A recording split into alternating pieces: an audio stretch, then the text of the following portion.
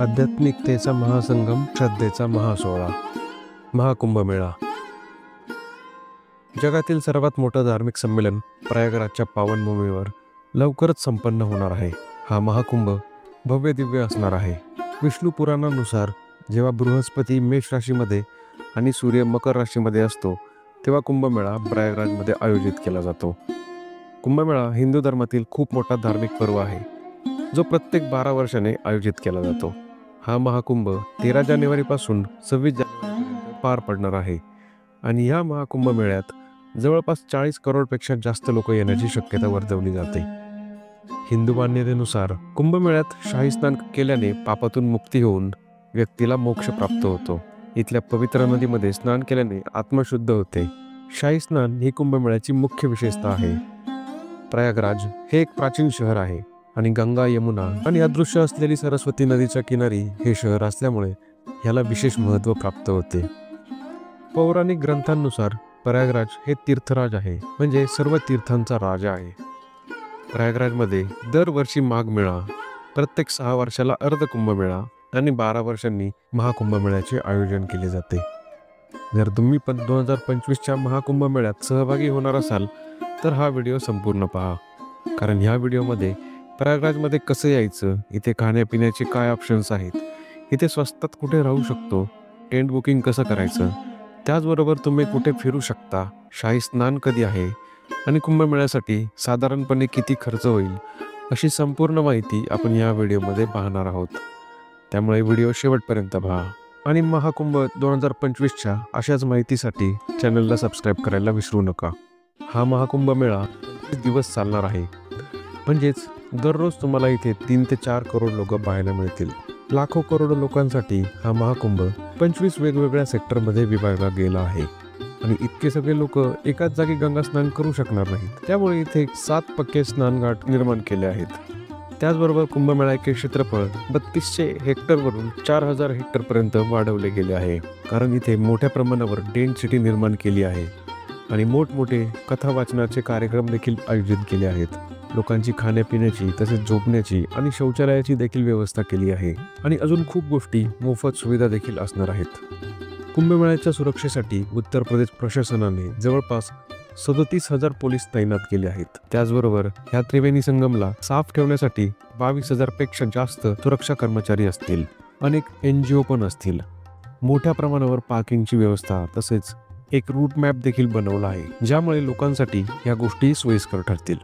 त्याचप्रमाणे जेव्हा मुख्य दिवस असतील, म्हणजेच शाही स्नान असेल, तेव्हा तुम्हाला गर्दीमुळे 1 ते 5 किलोमीटरपर्यंत चालत जावं लागेल. नॉर्मल दिवशी जवळपास 1 किलोमीटरपर्यंत चालत जावं लागेल. महाकुंभच्या निमित्ताने संपूर्ण देशभरातून 3000 स्पेशल ट्रेनसोबत 13,000 ट्रेन धावणार आहेत. तसेच प्रयागराजमध्ये 7,000 पेक्षा जास्त बसेस देखील धावणार आहेत. यामुळे तुम्हाला कुठल्याही प्रकारची समस्या उद्भवणार नाही. आता प्रयागराजमध्ये कसं यायचं ते पाहूया. प्रयागराजमध्ये अनेक रेल्वे स्टेशन उपलब्ध आहेत. प्रयागराज जंक्शन, प्रयागराज रामबाग, प्रयागराज संगम, प्रयागराज शिवकी, नैनी जंक्शन, दारागंज, सुबेदारगंज, बमरोली, फाफा माऊ जंक्शन आणि जुसी. तुम्ही इथल्या कोणत्याही स्टेशनवर येऊ शकता. इथून त्रिवेणी संगम 7 ते 8 किलोमीटर लांब आहे. यात प्रयागराज जंक्शन, प्रयागराज शिवकी, प्रयागराज संगम आणि प्रयागराज रामबाग हे सर्वात जवळील स्टेशन आहेत. तुम्हाला इथे यायला संपूर्ण भारतातून ट्रेन मिळतील. स्टेशनवर आल्यावर इथून त्रिवेणी संगमपाशी जाण्यासाठी तुम्हाला ई-रिक्षा उपलब्ध असतील, जे 20 ते 30 रुपये घेतील. प्रयागराजमध्ये पोहोचल्यावर सर्वात महत्त्वाची गोष्ट आहे ती म्हणजे राहण्याची काय सुविधा आहे आणि टेंट बुकिंग कसं करायचं आहे. जर तुम्हाला टेंट बुकिंग करायचं असेल तर तुम्ही ह्या 6 वेबसाईटवर जाऊनच टेंट बुकिंग करा, कारण उत्तर प्रदेश सरकारने फक्त ह्याच कंपनीजला ऑफिशियल टेंडर दिलेलं आहे. त्यामुळे फक्त इथूनच बुकिंग करा. त्याचबरोबर तुम्ही IRCTCच्या वेबसाईटवरून देखील टेंट बुकिंग करू शकता. टेंटसाठी तुम्हाला मिनिमम 10,000 ते 90,000 रुपये एका दिवसाचे चार्जेस आहेत, ज्यात तुम्हाला नॉर्मल, डिलक्स असे ऑप्शन्स अवेलेबल आहेत. स्टेशन किंवा एअरपोर्टपासून पिकअप ड्रॉप ऑप्शन पण असतील आणि ब्रेकफास्ट, लंच, डिनर हे ऑप्शन पण इन्क्लूड असतील. तसेच डॉर्मेटरीसाठी 1,500 रुपये पर पर्सन चार्जेस आहेत. अधिक माहितीसाठी कुंभच्या या वेबसाईटला भेट द्या. त्यानंतर जर तुम्हाला हॉटेल बुक करायचे असतील तर तुम्ही गुगलवरील अनेक वेबसाईट आहेत ज्यावरून तुम्ही हॉटेल बुकिंग करू शकता. तुम्हाला टेंट किंवा हॉटेल बुक करायचं नसेल, तुम्ही त्रिवेणी संगम जवळ असणाऱ्या स्वस्त धर्मशाळा देखील बघू शकता.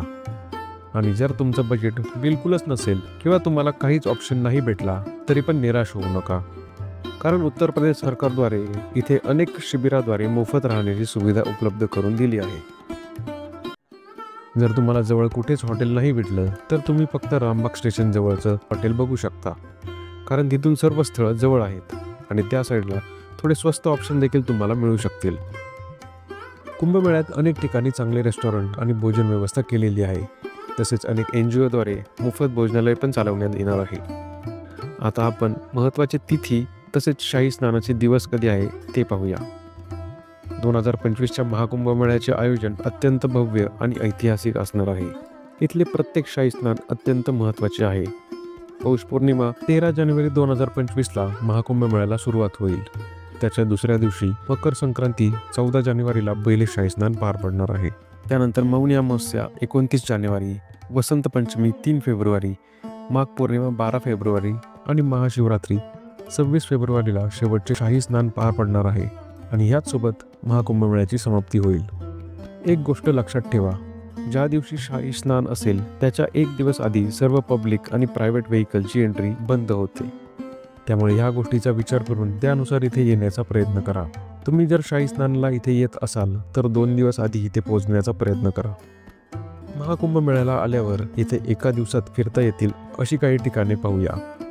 त्यात त्रिवेणी संगम, अकबरचा किल्ला आणि अक्षयवट, श्री बडे हनुमानजी टेम्पल, श्री आदिशंकर विमान मंडपम, अलोक शंकरी देवी शक्तीपीठ मंदिर, महर्षी भारद्वाज पार्क, महर्षी भारद्वाज आश्रम, आनंद भवन, चंद्रशेखर आझाद पार्क, प्राचीन वेणी माधव मंदिर, नागा वासुकी मंदिर.